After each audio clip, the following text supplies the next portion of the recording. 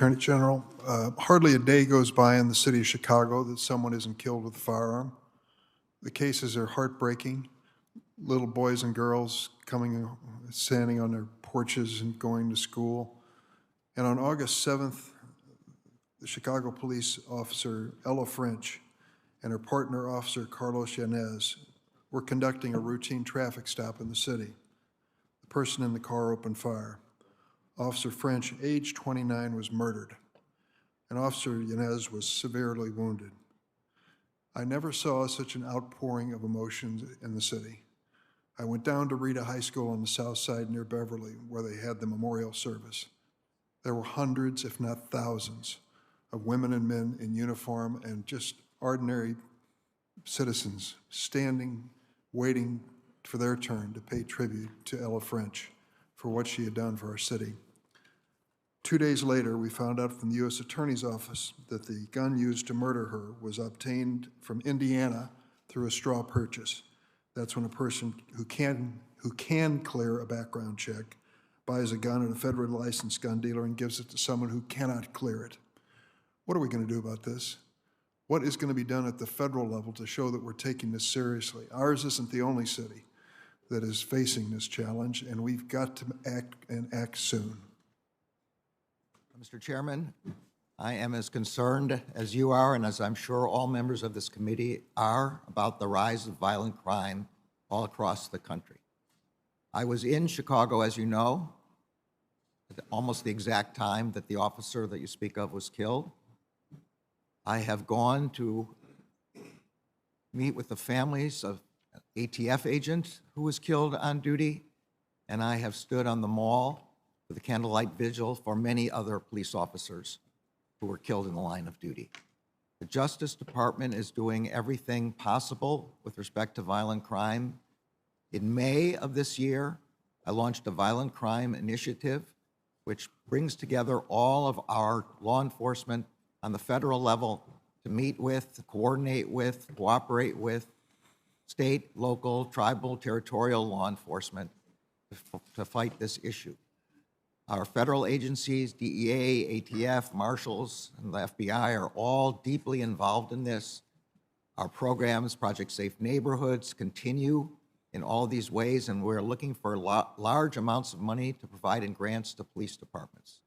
Specifically with respect to the gun trafficking that you're speaking about, as you know, Chicago is one of the task force cities that we've announced for purposes of tracing this gun trafficking problem. And we are doing so and finding the straw purchasers and arresting them as well.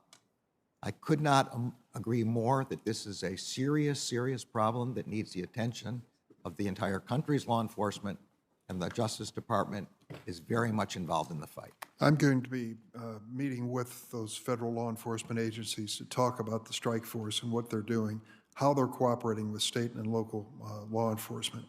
I hope to do it maybe even this week on a private basis, and then see what more I can do. I think we all have a responsibility when it comes to this issue. Let me ask you about the home confinement issue. We all know under the CARES Act there was an allowance for that possibility, and we know that since March of last year, more than 33,000 inmates have been released to home confinement, including those released under the CARES Act expanded authority. Less than 1% of those inmates have been returned to BOP facilities for any rules violation. Do you agree that recalling the thousands of individuals who've successfully transitioned back into society would be contrary to the purpose of home confinement, which is to allow an individual, quote, a reasonable opportunity to adjust to and prepare for reentry of that prisoner in the community? Senator, I very much agree that the home confinement program has proven successful, that it both relieved the pressure on the prisons with respect to the COVID-19 pandemic, but also gave people an opportunity to adjust themselves to their communities. And you are right that we have seen very few violations of the conditions.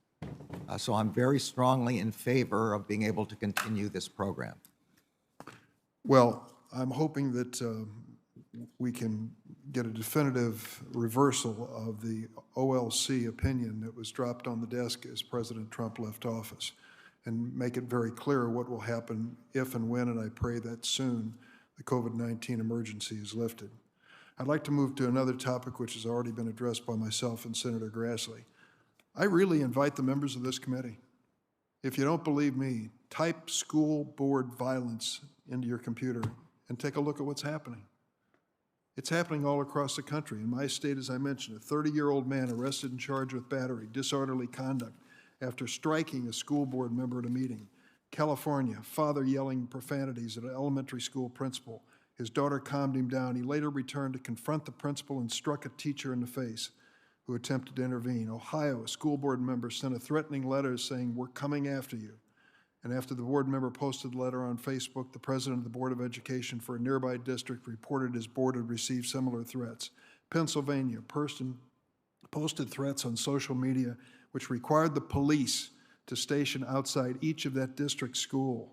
Local law enforcement is investigating the person who made the threats and will maintain a police presence at schools and school board meetings for the foreseeable future. In Texas, a parent physically assaulting a teacher, ripping off her mask, and it goes on and on and on. These are not routine people incensed or angry. These are people who are acting out their feelings in a violent manner over and over again. The same people we see on airplanes and other places, same people, some of whom we saw here on January 6th. So when you responded as quickly as you did to that school board request, did you have second thoughts after they sent a follow-up letter saying they didn't agree with their original premise in their first letter? Senator, I think all of us have seen these reports of violence and threats of violence. That is what the Justice Department is concerned about.